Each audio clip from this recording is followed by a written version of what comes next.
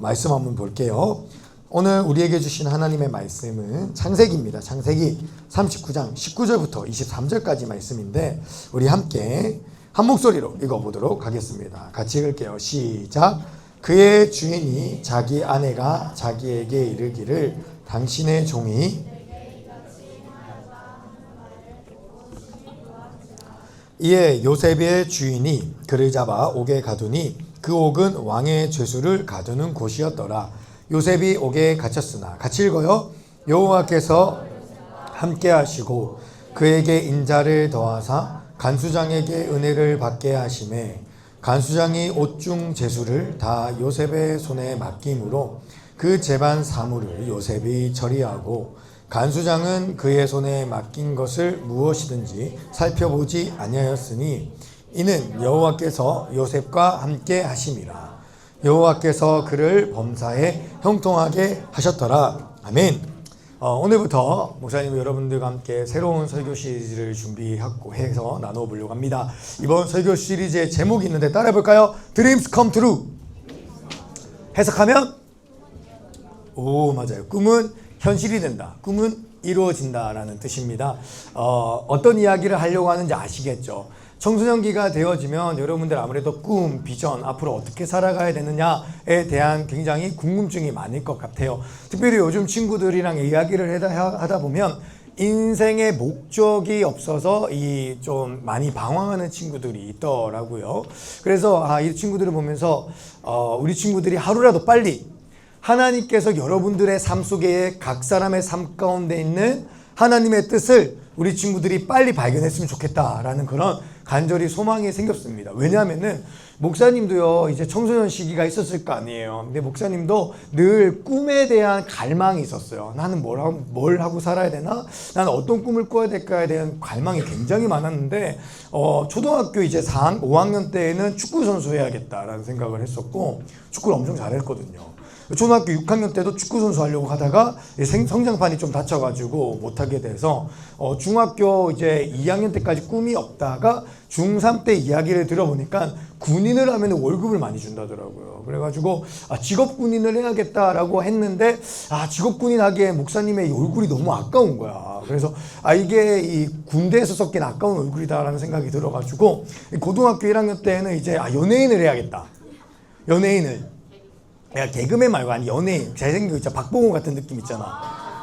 요즘 막 박지훈이 아직도 막 핫하더라고요. 박지훈 목사님 박지훈 성대모사 진짜 잘하는데 한번 들어볼래?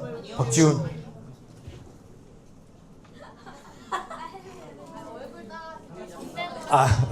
얼굴 따라 했어 방금. 잘 봐. 끝까지 집중해. 박지훈이다. 박지훈 간다. 되었다. 지우거라. 맛있구나. 네노!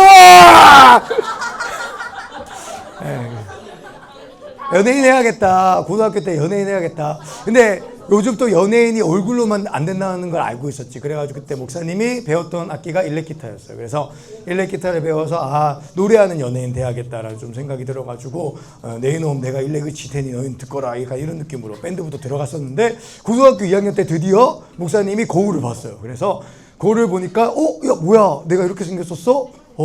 연예인 안 되겠다라는 생각이 들더라고요. 그래가지고 연예인은 포기. 그래서 고등학교 2학년 때 뭐 하지? 그래 내가 밴드를 하면서 악기를 다룰 줄 알고 또 사운드 시스템을 좀 만질 줄 아니까 그래 음향 엔지니어가 되자라는 생각을 했어요. 그래서 음향 엔지니어를 할까 하다가 고등학교 3학년 때 좀 이따 이야기를 할 건데 고등학교 3학년 때 기도를 하다가 하나님의 마음을 깨닫고 목사를 해야겠다라는 마음이 들어서 지금 이러고 있는데 목사님이 무슨 얘기를 하려고 하냐면은 꿈을 발견하기 전과 후의 차이는 진짜 커요. 여러분 목사님이 고등학교 3학년 때 진짜 미치도록 공부를 했거든요. 왜 그런지 아세요? 일단 고1, 고2 때 공부를 안 했어. 얘기했지만 목사님 고1 때 전교 2등 뒤에서 그랬던 목사님인데 이 고3 때 목사님이 기도를 하다가 목사를 해야겠다라는 마음이 좀 들어다 보니까 공부를 해야지 목사를 할 수 있는 거더라고. 그래서 고3 때 진짜 미치도록 공부를 했어요. 얼마나 미치도록 공부했다고 얘기했었지. 목사님 공부하다가 뭐 걸렸다고? 변비. 얘기 안 했나? 그 정도로 공부를 했었는데 하나님께서 목사님을 향한 하나님의 뜻을 발견하니까 그러니까 목사님의 인생에 분명한 목적의식이라는 게 생겼고 그 목적의식 덕분에 목사님 지금까지 방황하지 않고 살았던 것 같아요. 이거 할까 저거 할까 뭐 할까 저럴까 여러 가지 인생에 다가오는 별것 아닌 여러 가지 이 스트레스와 고민들로부터 굉장히 빠르게 목사님은 이걸 해치우면서 지나갔던 것 같습니다. 여튼 우리 친구들이 하루라도 빨리 좀 꿈을 발견했으면 좋겠어요. 여러분들의 삶 가운데 있는 하나님의 꿈, 하나님의 뜻, 하나님께서 여러분들의 삶 가운데 가지고 계신 하나님의 비전을 여러분들이 하루라도 정말 빨리 발견했으면 해가지고 오늘 또 이렇게 드림스 컴 트루라는 제목으로 말씀을 전해보려고 합니다. 요즘 또 목사님이 가만히 보고 있으니까 요즘 이 시대가 여러분들 참 힘들게 하는 것 같아요. 요즘 그 고등학교에 있는 그 제도 중에서 고교 학점제라고 아시죠? 네. 근데 이 고교 학점제가 너무 잔인한 것 같아. 왜냐면은 첫 번째, 아니 고등학생 친구들이 아직도 꿈이 없거든요. 내가 앞으로 뭘 먹고 살아야 될지 잘 모르겠단 말이야. 심지어 내가 문과를 가야 되는지 이과를 가야 되는지 내가 이공계를 할지 내가 시인이 될지를 모른다고. 그런데 이 고교 학점제라는 제도는 네가 빨리 꿈을 정해서 네가 원하는 대학을 가기 위해 너한테 맞는 그 과목들을 이수해라. 이게 바로 고교 학점제거든요. 그러다 보니까 이 고등학생 친구들이 너무 힘들대요. 아니 나는 뭐 해야 될지도 모르겠는데 벌써부터 내가 배우고 싶은 뭐 이런 교과목을 정해라고 내가 하고 싶은 교과목을 정해라고 그런 어떤 스트레스가 굉장히 많다고 합니다. 게다가 요즘 등급제가 옛날에는 1등급부터 9등급까지였는데 요즘은 등급제가 몇 등급제인지 아세요? 5등급제잖아요. 그러니까 이게 5등급제다 보니까 문제 하나만 틀려도 2등급이 되어져 버리는데 근데 2등급의 이 배분율이 너무 낮거든요. 그러다 보니까 이 대학을 포기하게 되는 친구들도 많다고 해요.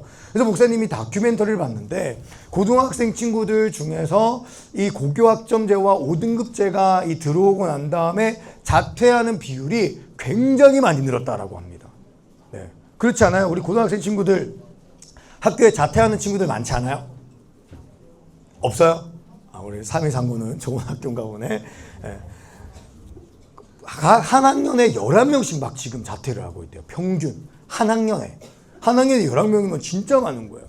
목사님 때는요, 전교에 한두 명 자퇴했었어요. 전교에서 한두 명. 근데 지금은 한 학년에 11명씩 자퇴하고 있는 그런 상황이라는 생각이라고 합니다. 그러다 보니까 여러분들이 지금 살아가는 이 시대는 꿈을 빨리 선택해라 라고 이야기를 하고 있고 또 여러 가지 여러분들에게 이 바쁘고 또 여유 없는 그런 마음을 준다라는 생각이 들어요. 자, 그런데 결론적으로 목사님은 오늘 여러분들에게 이렇게 먼저 말해주고 싶습니다. 그게 뭐냐면은 사랑하는 청소년 친구들, 하나님의 사람, 하나님의 자녀는요, 분명 하나님께서 책임지십니다. 아멘이세요? 여러분들의 인생을 누가 책임지신다? 하나님께서 책임지신다라는 거예요. 성경을 가만히 보니까 로마서에 보니까 이런 이야기가 있어요. 우리 함께 로마서 8장 28절 말씀을 읽어보겠습니다. 같이 읽어볼게요. 시작.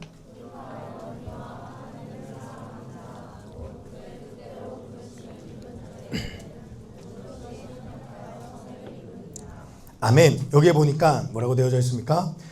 우리가 알거니와 하나님을 사랑하는 자, 곧 하나님으로부터 뜻대로 부르심을 입은 자들에게 이 사람들이 누구냐면 바로 교회에 다니고 하나님의 자녀라고 일컫는 우리들이 있다는 거예요. 여러분, 우리들의 삶 가운데는 어떠한 하나님의 일하심이 있냐면 계속 읽어보니까 모든 것이 합력하여 뭐를 이룬다? 선을 이룬다라고 되어져 있어요. 따라해볼까요? 모든 것이 합력하여 선을 이룬다. 여러분들의 인생에는 하나님께서 반드시 선을 이루어가는 역사하심이 있다는 것을 기억했으면 좋겠습니다. 이게 무슨 말이냐면 여러분들의 인생을 살아가다면요, 좋은 일도 있죠. 그렇죠? 근데 나쁜 일도 있어요. 그렇지 않아요? 나쁜 일? 예를 들면 어떤 나쁜 일이 있을까요? 여러분 그런 적 있어요? 시험 쳤는데 기가 막히게 문제를 너무 잘 풀었는데 하필 OMR을 밀려버린 거야. 요즘은 OMR 밀리면 어떻게 돼요? 다시 쓰게 해줘요? 그냥 점수 가요? 선생님 제가 실수로 OMR 밀렸는데 다시 한 번만 한 칸만 앞으로 좀 밀면 안 되겠습니까? 이거 안 돼요? 그것도 실력이다? 와, 너무하네. 진짜 너무하네. 우리 때도 그랬어. 그런 적 있지 않아요? 막 시험 너무 잘 봤는데 OMR 밀렸을 때, 야 어때? 어떡해? 그러면 막 한 학기의 성적이 완전 무너져 버리잖아요. 그게 너무 안 좋은 일이잖아요. 근데 성경에서 이렇게 이야기하는 거예요. OMR 밀린 그 안 좋은 일, 그 안 좋은 일도 하나님의 자녀의 삶 속에는 하나님께서 그걸 놀랍게 사용하셔가지고 선을 이루어 가신다라는 것이죠. 이러한 비유를 한번 들어보고 싶습니다. 요리사의 비유인데 우리 담임 목사님께서 설교하실 때 하셨던 것 같은데, 여러분 맛있는 음식이 나오기 위해서 뭐가 필요해요? 재료가 필요한데 어떤 재료? 좋은 재료가 필요해요. 목사님이 얼마 전에 그 가지 볶음을 해 먹어봤거든요. 가지가 엄청 신선했어. 그래서 가지를 이렇게 딱 잘라가지고 먹는데, 야 이건 뭐 가지가 너무 신선하다 보니까 그냥 입에 넣기만 해도 너무 맛있는 거야. 여러분 좋은 재료가 뭘 만든다? 좋은 음식을 만든단 말이에요. 그런데 우리 하나님은 어떤 분이신지 아세요? 성경에 보니까 우리 하나님은 일단 대단한 능력자셔.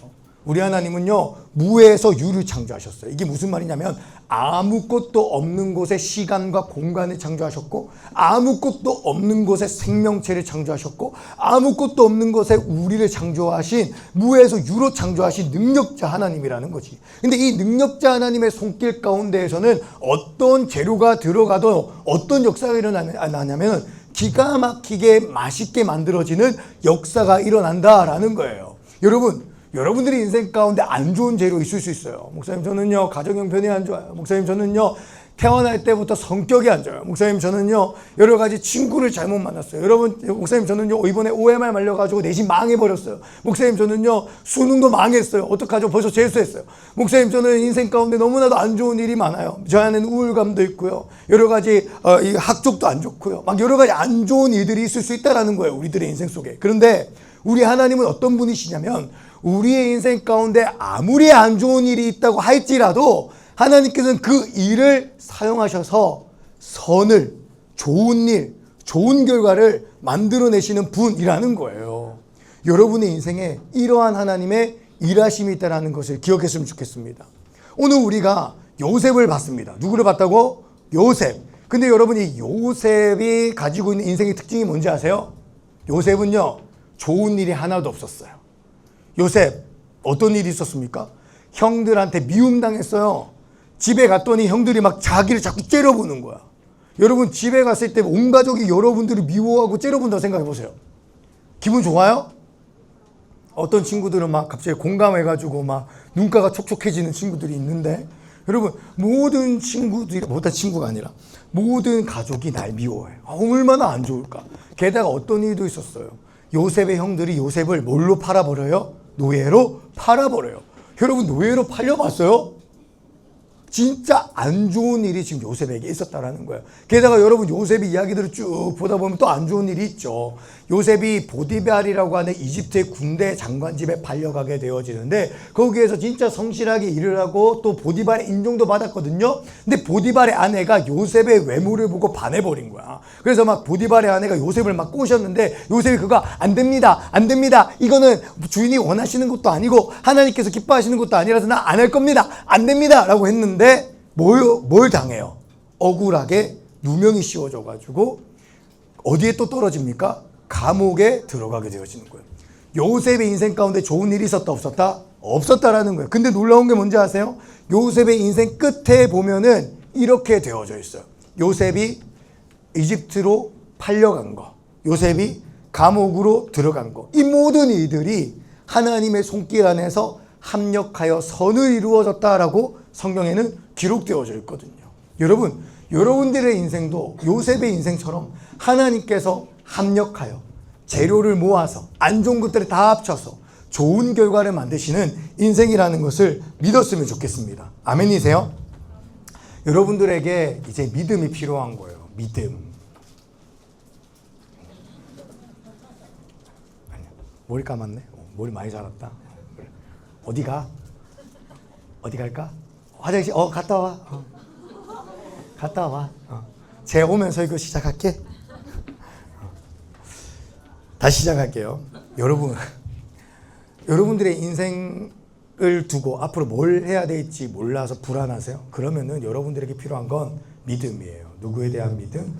이 하나님께서, 나의 하나님 아버지께서 내 인생에 어떤 재료가 있든 어떤 안 좋은 일이 있든 결국엔 합력하여 선을 이루어 가실 것이라고 하는 것에 대한 믿음이 여러분들에게 정말 필요하다고 목사님 생각합니다. 사랑하는 청소년 친구들의 가운데 하나님의 뜻이 이루어질 줄을 믿습니다. 자, 그러면은 오늘 여러분들과 함께 나눠보려고 하는 건 뭐냐면요, 요셉이 있잖아요. 자신의 인생 가운데 있는 하나님의 뜻을 발견해 나아갔던 두 가지 이야기가 있거든요. 목사님은 여러분들이 이 설교를 듣고 여러분들의 인생에서도 여러분들의 인생 속에 있는 하나님의 뜻을 한번 발견해 봤으면 좋겠어요. 여러분들 발견하고 싶지 않아요? 하나님의 뜻 발견하고 싶지 않나요? 하나님 날 왜 태어나게 하셨어요? 하나님 날 왜 하필 우리 가족 안에서 태어나게 하셨어요? 하나님 왜 저를 하필 21세기 대한민국 사회에서 태어나게 하셨어요? 하나님 저한테 왜 생명 주셨어요? 약간 이런 거에 대한 질문이 여러분들에게 있지 않나요? 그 질문을 찾아갈 수 있는 힌트 두 가지가 있는데 오늘 성경을 통해서 함께 나눠봤으면 좋겠습니다. 자, 첫 번째는 뭐냐면은 한번 따라해 볼까요? 첫 번째는 내가 따라해 볼게요. 내가 지금 어떤 시대 속에 살아가는가? 여러분, 지금 여러분들의 인생이 어떤 시대 속에 있는지를 아는 것이 중요합니다. 그런데 목사님이 이야기하고자 하는 이 시대는 어떤 시대냐면은 그냥 단순히 우리가 살아가고 있는 이 오늘날만 말하는 것이 아니에요. 우리가 살아가고 있는 지금의 현상을 잘 봐라라고 이야기를 하는 것이 아니다라는 것입니다. 여러분, 우리도 이제 학교를 다니다 보면은 얘들아, 요즘 이 시대를 잘 봐야 된다. 현실을 잘 파악해야 된다. 그리고 그 현실을 통해서 꿈을 가져야 된다라고 이야기를 해서 요즘 많은 친구들이 이공계로 많이 가는 것 같아요. 그렇죠? 왜요? 요즘 막 반도체가 대박이잖아요. AI 기술이 대박이잖아요. 막 그러다 보니까 많은 친구들이 이공계로 가거든요. 근데 그거 아세요? 목사님 때만 해도 뭘 해야 된다라고 사람들이 이야기했냐면은 의사해라, 변호사해라, 약사해라 이런 얘기를 굉장히 많이 했었거든요. 목사해란 말은 없었어. 목사도 사자인데 왜 목사해란 말은 없었을까? 하여튼 근데 여러분 그거 아세요? 이 AI 시대가 도래하고 나서 가장 위기 속에 있는 직업 두 가지가 있다면 그게 뭔지 아세요? 하나는 의사고요. 하나는 변호사, 판사, 검사예요. 왠지 아세요? 요즘에는 수술도요 로봇가 다 하는 거예요. 그리고 요즘은요 심지어 그 유럽에서는 약사들도 요즘 그 일자리를 잃는 게 뭐 때문이냐면 AI가 약사들이 지금 대체하고 있대요. 자기의 증상을 넣으면 그 AI가 그 증상을 갖다가 이렇게 분석을 해서 딱 맞는 약을 이렇게 딱 준다라는 것이죠. 그리고 이 약사분들도 가끔 실수를 한대요. 그러니까 약을 조제할 때 이 약을 넣어야 되는데 잘못된 약을 넣을 때 가끔 있다라는 거죠. 근데 로봇은 약을 넣는데 실수를 한다 안 한다? 안 한다라는 거예요. 그래서 약사들의 자리가 로봇으로 또 이 AI로 대체되는 이들이 지금 벌써 있다라고 합니다. 여러분 의사들도 지금 불안하대요. 의사들도 보니까 최근에도 기사를 봤는데 요즘은 의사가 하는 게 별로 없고 의사가 이렇게 팔짱 끼고 로봇 하는 걸 이렇게 쭉 본대요. 보면서 혹시나 로봇가 오류를 낼까 봐 이렇게 보다가 오류를 내면은 딱 스탑하고 요 정도래요. 근데 나중 되면은 로봇가 다 수술을 하게 되어지는 그런 시대가 올 수도 있다는 거예요. 더 심각한 건 뭐냐면은 이 법조계에서 일하시는 분들이에요. 여러분 법 있잖아요. 옛날에 이 법조계에서 일하시는 분들은 이 법을 다 외웠어야 됐거든요. 대한민국 뭐 헌법 1조 1항 이런 거 막 다 외웠어야 됐는데 요즘은요 외울 필요가 없어요. 왜요? AI가 그걸 이미 다 알고 있어요. 그래서 요즘은 그냥 검색하면 AI가 다 알려준대요. 그리고 심지어 AI의 판결을 사람들이 더 좋아하는 이유가 뭔지 아세요? 공정하니까. 맞아요. 사람의 판결은 불공정하다고 생각을 하는 거야. 왜냐면은 그 사람의 어떤 이 검사와 판사의 어떤 학연, 지연, 혈연이 가미돼가지고 판결이라는 게 나오니까 불공정하다고 생각을 하는데 AI는 그런 걸 생각할 리가 있다 없다? 없다라는 것이죠. AI는 이 전 세계에 있는 모든 판결 사례를 다 분석해가지고 가장 적당한 판결을 낸다고 해요. 그러다 보니까 요즘 가장 위기인 이 직업이 뭐냐면 의사, 판사, 변호사, 그리고 또 약사 이런 거라고 이야기를 하더라고요. 목사님이 이야기하는 게 아니라 그 에이트라고 하는 책에 보면 이런 내용이 있습니다. 여러분 그런데 목사님이 공부할 때 수능 볼 때는 의사 돼야 된다, 변호사 돼야 된다, 약사 돼야 된다 이랬다고요. 근데 그게 단 10년 만에 지금 분위기가 바뀌어져 버렸다라는 것이죠. 여러분 지금 AI가 뜨니까 반도체가 뜨니까 이공계로 가야 된다라고 세상 사람들이 이야기를 하고 사회가 이야기하잖아요. 그런데 여러분들이 나중에 직업을 가져야 될 그때에 또 어떻게 바뀌었는지 몰라요. 알 수가 없어요. 지금 AI의 기술이 얼마나 지금 빠르게 발전되고 있는지 아시죠? 와, 목사님 이번에 소름 끼쳤는데 AI 챗 GPT가 나온 지가 2년 전인가? 그쵸? 2년 전에 나왔어요. 그때는 챗 GPT 멍청이었어요. 내가 제대로 말 안 해주면은 얘가 판단을 못 했거든요. 근데 요즘은 챗 GPT가 얼마나 사람같이 얘기하는지 얼마 전에 여기 3층 에어컨이 고장이 났어. 그래가지고 목사님이 3층 에어컨을 고치기 위해서 GPT한테 물어봤어. GPT야, 우리 3층 에어컨이 캐리어 에어컨이고, 그리고 지금 이런 상황인데, 이거 어떻게 고쳐야 될까? 라고 물어보니까 이 GPT가 어떻게 얘기하는지 아세요? 뭐가 소름이었냐면, 요즘 GPT는 사람이랑 똑같이 말을 한다는 거예요.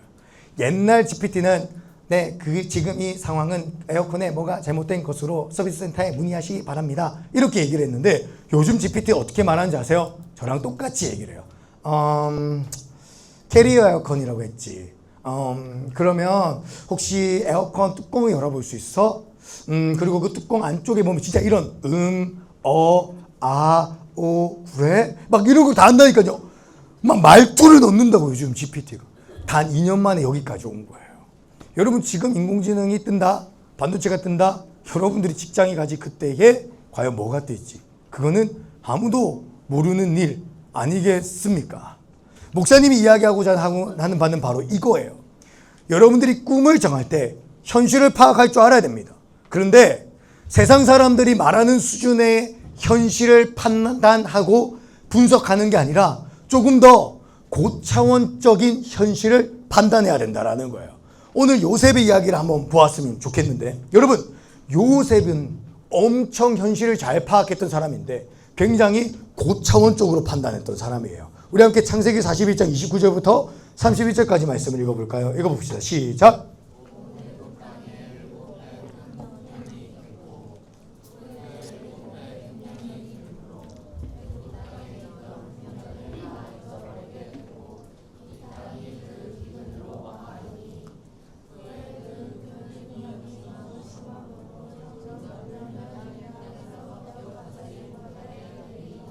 아멘. 지금 요셉이 현실을 파악하고 있어요. 그 현실 파악을 해보니까 어떤 내용이에요?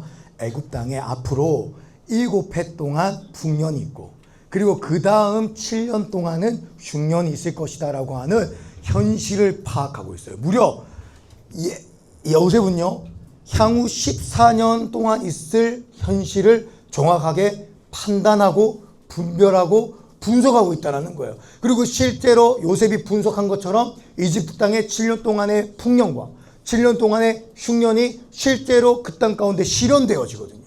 여러분 요셉이 굉장히 현실 파악을 잘했죠. 그런데 단순히 자기가 처해 있는 그 시대만 그 순간만 그 상황만 분석한 것이 아니라 요셉은 뭐까지 했다라는 거예요? 앞으로 미래에 있을 일까지 그걸 다 분석하고 해석하고 판단했던 사람이라는 겁니다. 요셉이. 여러분 하나님의 자녀 여러분들의 인생 가운데에는 이런 현실 파악 능력이 있어야 되는 거예요. 그냥 단순히 내가 살아가는 지금 이 시대와 이 상황만 바라보는 것이 아니라 앞으로 이루어질 앞으로 이루어 가실 하나님의 일하심과 하나님의 뜻에 대한 이해와 해석이 여러분들에게 필요하다라는 것이죠. 여러분 요셉이 어떻게 이렇게 미래를 알았는지 아세요? 우리 함께 창세기 41장 32절 말씀도 읽어봅시다. 읽어볼게요. 시작. 바로께서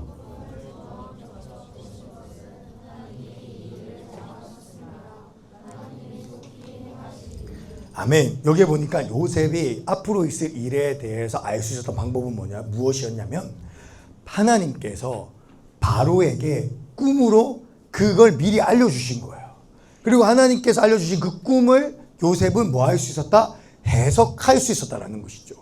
여러분 우리가 미래에 대해서 알기 위해서 필요한 건 뭐냐면은 하나님의 뜻을 일단 먼저 볼 수 있어야 되고 그리고 그 뜻을 우리가 분석할 수 있어야 돼요.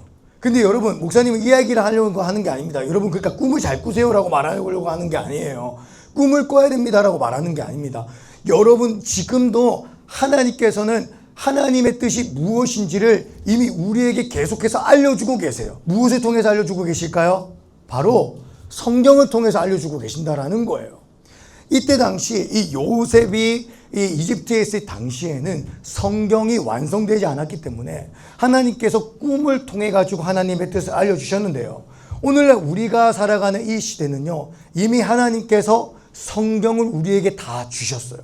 그리고 그 성경 말씀 속에 하나님께서 앞으로 행하실 일에 대한 모든 이야기가 다 담겨져 있다라는 거예요. 그래서 목사님은 확실히 일어날 미래에 대해서 지금 알고 있어요. 여러분, 이 세상이 어떻게 될지에 대해서 목사님은 확실히 알고 있어요. 여러분 아세요? 왜 몰라요? 성경을 안 보는구만. 성경을 보면 앞으로 어떤 일이 있을지에 대해서 하나님께서 분명히 말하고 있어요. 요한계시록을 읽어보세요. 그러면 거기에 보면 예수님께서 다시 이 땅에 오실 것이다 라고 말하고 있어요. 예수님께서 다시 이 땅에 오실 때에 하나님의 나라가 완성된다라고 이야기를 하고 있어요. 근데 이 주제는 너무나도 광범위하고 방대하기 때문에 오늘 다 이야기는 하지 못할 것 같습니다. 하지만 목사님이 이야기하고자 하는 중요한 포인트는 뭐냐면 이거예요.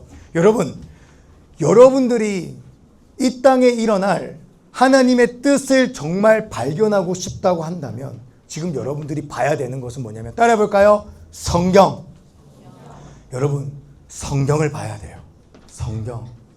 성경에는 앞으로 이루실 하나님의 뜻이 있고 또 나의 삶을 향한 하나님의 뜻이 성경 말씀 속에 분명히 있다라는 것입니다. 여러분들의 삶을 향한 하나님의 뜻을 발견하기 위해서 꼭 봐야 되는 건 뭐냐면은 성경이다. 성경을 안 보면 하나님의 뜻 절대 못 발견해요. 진짜로. 진짜다. 진짜 100%다. 이번에 우리 큐티 하는 청소년 친구들이라고 하는 카톡방이 있어요. 거기에서 큐티 나눔을 했습니다. 목사님 뭐가 엄청 감사했냐면은 이 친구들이 오늘 나에게 있었던 그 이야기를 하나님의 말씀 속에서 해석을 해내더라고. 그런 이들이 있어야 내 삶에 있는 하나님의 뜻도 발견할 수 있다는 거예요. 여러분, 하나님의 뜻 발견하고 싶으면 제발 성경을 보세요. 성경을. 그리고 이거 또 이야기하고 싶은데 뭐냐면, 목사님, 저는 하나님이 계신지 모르겠습니다. 저는 하나님과의 관계가 요즘 안 좋습니다 하는 친구들은 100% 성경 안 보는 친구들이에요. 성경 보는 친구들은 하나님과의 관계가 좋을 수밖에 없어요. 매일매일 성경을 보는 친구들은 그렇습니다. 자, 넘어가서 두 번째, 여러분들의 인생 가운데 있는 하나님의 뜻과 하나님의 꿈을 발견하는 두 번째 방법이 있는데, 그게 무엇이냐면, 따라해 볼까요? 하나님은 낭비가 없다. 하나님은 우리들의 인생에 낭비가 없다라는 것을 기억했으면 좋겠습니다. 그게 무슨 말이냐면, 오늘 우리들의 인생 속에 있는 어떠한 이야기는 분명 하나님께서 우리들의 삶 그 언젠가에 사용하시기 위해서 우리에게 주는 오늘의 일이라는 거예요. 자, 성경을 한번 볼게요. 우리 창세기 39장 22절 말씀 읽어보겠습니다. 창세기 39장 22절 말씀 같이 읽어볼게요. 시작. 간수장이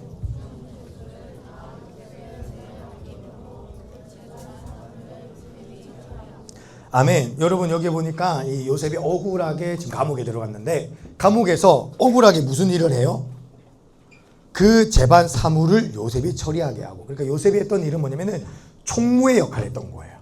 총무의 역할. 총무의 역할이 뭔지 잘 모르겠어요? 그러면 여러분, 그 각 반마다 요즘 그 회장님 있죠, 회장님. 각 반 회장님. 회장님이 하는 일이 뭐예요? 뭐라고? 조용히 시키기. 또 뭐? 차렷 인사. 또 회장 하는 게 없네?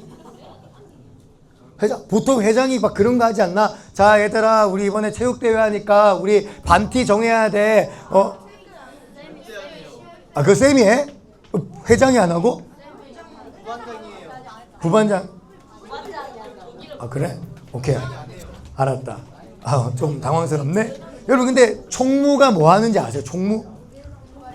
뭐 동관리도 하고 여러 가지 행정 업무도 하고 이렇게 하는 게 총무인데, 여러분, 지금 요셉이 감옥에서 뭐 해요?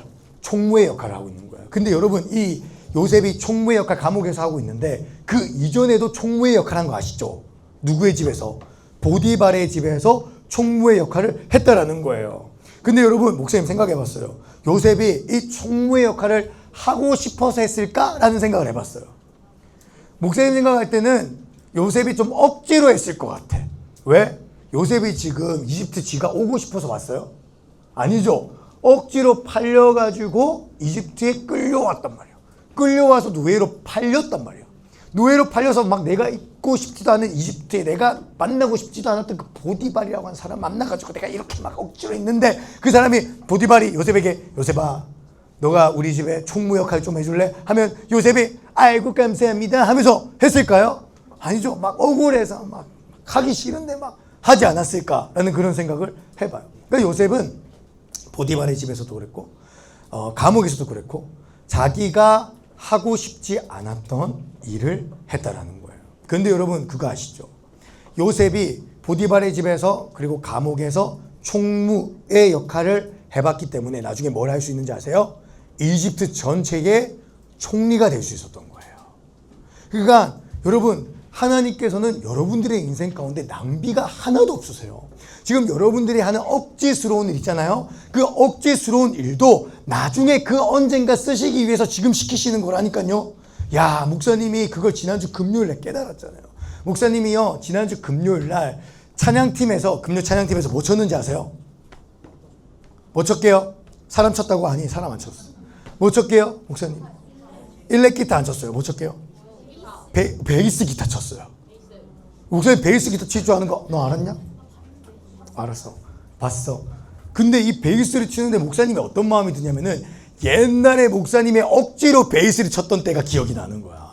목사님이 언제 베이스를 쳤냐면은 고등학교 3학년 때 금요철야 때 그때 금요철야 기도회 때 베이스 칠 사람이 없다고 해서 목사님 야자 끝나자마자 바로 교회 뛰어가가지고 금요철야 때 베이스를 쳤었거든요.